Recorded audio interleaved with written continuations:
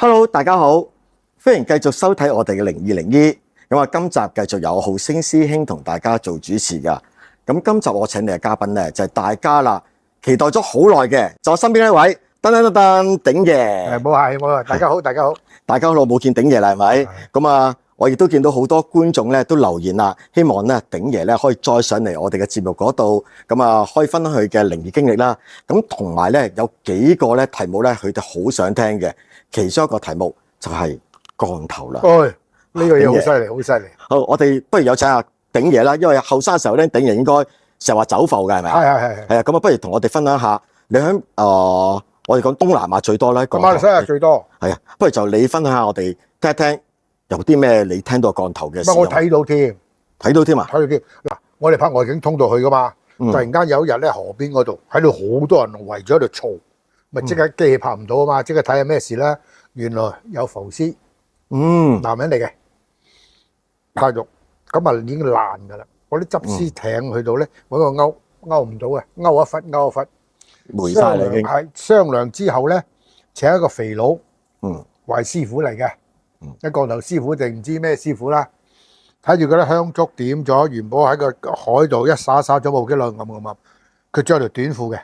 落去個步頭，即係樓梯級嗰度，揦兩個藤圈，捻咁鬥咗嗰條鹹魚，咁啊上咗船啦。哦，之前係散晒噶嘛？你話散晒噶，收尾人哋問佢咩，佢話請到啲神靈幫手，將佢組合翻個體。你嗰兩個藤圈咧係有法術喺度嘅，法力喺度鬥住佢，等佢安詳啲上翻船，運翻去，等佢家人哋接翻個落入土為安。咁樣嘅，哇！我而家都冇本書，我見到諗過而家嗰個畫面真係好恐怖，因為佢已經浸到霉晒爛晒。係啊，都話嗰啲艇咪揾啲勾埋嚟嘅，一勾咁多攞咁多，勾咁多冇咁多。咁啊，即係始終喺馬來西亞咧多呢啲，即係我哋所講嘅啲黑巫師或者白巫師，所以第一時間佢哋就諗起要請佢哋過嚟啦。就好似去捉蛇嘅，一定揾個蛇師傅咁樣。咁喺馬來西亞就揾呢啲我哋所講嘅師傅啦嚇。咁啊就處理呢件事。咁除咗呢一樣，有冇其他你聽得到？有樣嘢咧喺邵氏嗰陣時，嗰個咧即係佢老婆就扭勸我，佢就另外一個河東獅嘅，佢老婆一喝佢咧，佢尿都瀨埋噶啦。咁啊，我哋同埋有份去拍嘅戲嘅，咁啊夏天嚟嘅，去到咁啊即係當地嘅朋友梗請我去食飯，例牌去夜總會噶啦。咁原來個女人睇中咗佢。後期先知道，我一陣就話俾你聽點樣落佢降頭啊！佢翻到嚟香港咧，180度轉變咗，個老婆驚佢，個老婆嗌佢，個喝翻住打個老婆喎。唔同晒喎，嗬？係好奇怪。收尾佢老婆同埋個導演唔好講名啦嚇，喂唔對路喎，你老公唔係咁嘅喎。我又冇拍過啲古靈精怪嘢，會唔會夜晚食飯會領咗嘢咧咁？佢問佢冇啊，我嗰晚你都有份去食飯啊，大家起碼個老母小姐喺隔離同我傾偈冇幾好。原來中咗我降頭油，摸下佢耳仔就搽咗啲降頭油，佢就聽晒個女人話啦，就係咁樣嘅。明白。所以咧翻到嚟咧，佢當我老婆臭四嘅。喺香港有單咧，即係幾廿年前好大劑嘅，兩個都行咗街啦。個有錢佬好有錢嘅，但係佢其貌就好邋遢，就睇中個女仔。話俾錢儲佢，嗰個女仔話唔得，我有未婚夫噶，我唔嫁得你噶咁。佢話你唔嫁得我咩？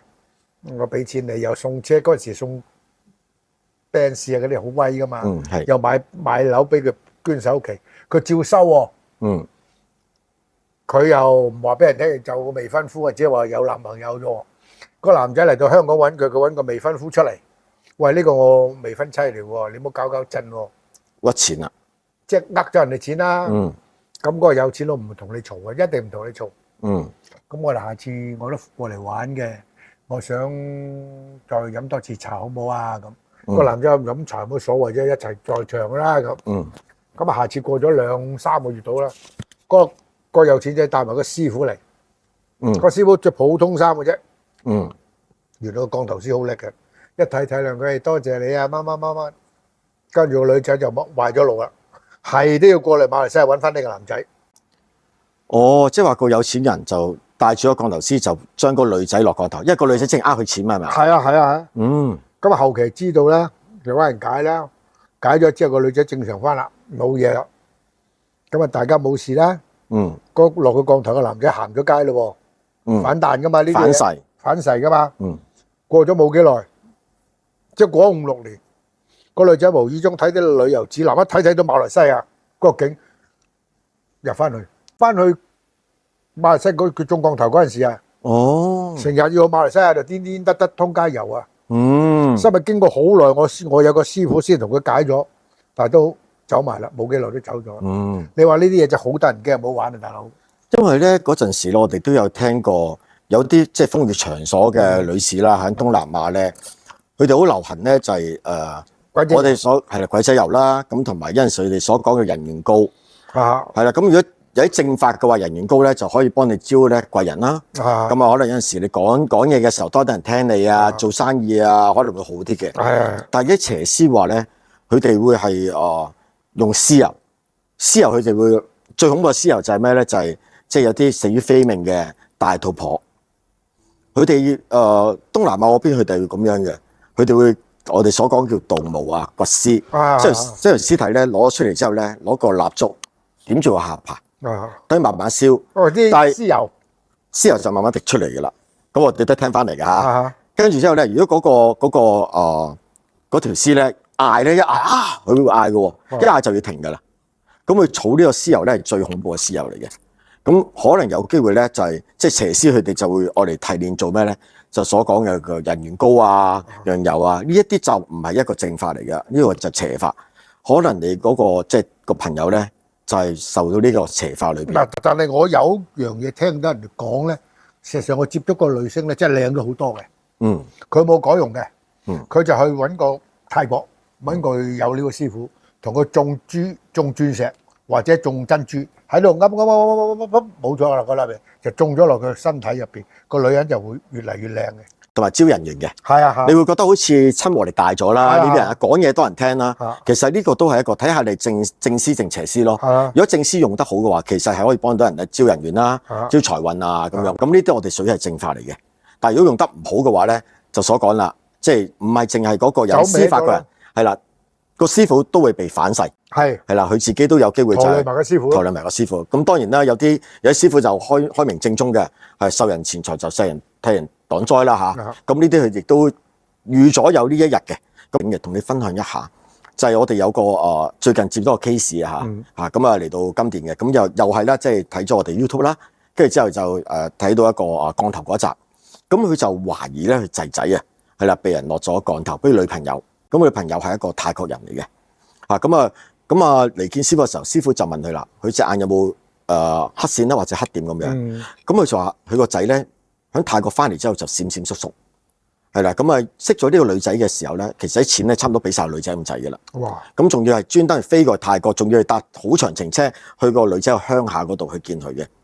咁佢話隻眼咧就好混濁，咁佢成日想即係影佢咧，仔唔去影，咁啊靜雞雞就偷影佢啦。咁佢就懷疑就落咗呢一個，即係阿仔俾呢個女仔落咗降頭。咁師傅一睇嘅時候就係呢一個唔係一個降頭嚟嘅，因為有啲人咧好容易咧聯想到就係哎呀，如果真係唔聽話就係落降頭。術，佢而家落咗個術，佢落咗咩？佢用鬼仔。係啦，我哋所講落咗古曼。咁用咗古曼嘅時候咧，飛咗過咧控制咗佢仔仔干擾嘅思維思緒。咁所以喺泰國或者東南亞地方咧，其實除咗有啲人會係用降頭之外咧，佢哋亦都會有咧係養鬼仔或者古曼童咁樣嘅，係啦。咁呢一個真係都幾恐怖下㗎。恐怖。咁鼎爺啊，我想問啦，即係如果你有冇聽過，即係喺娛樂圈上面咧，都好有好多咧，即係啲明星啊各方面有啲話就所講嘅借運啊，係咪真係真有其事嘅咧？嗱，我聽人講咧，某幾個唱歌嘅或者演員係借運嘅，運咧將自己嗰個，即係譬如佢係60歲先行運嘅，佢褪前咗。借咗，但係佢付出嗰個陽壽嘅。好嗱，不如鼎爺，我哋今集就講咗乜先？咁我哋又吊一吊我哋觀眾嘅胃口好冇？咁我哋下一集我哋繼續由阿鼎爺去同我哋再繼續靈異好嘛？好啊，好，我哋講聲拜拜先，拜拜。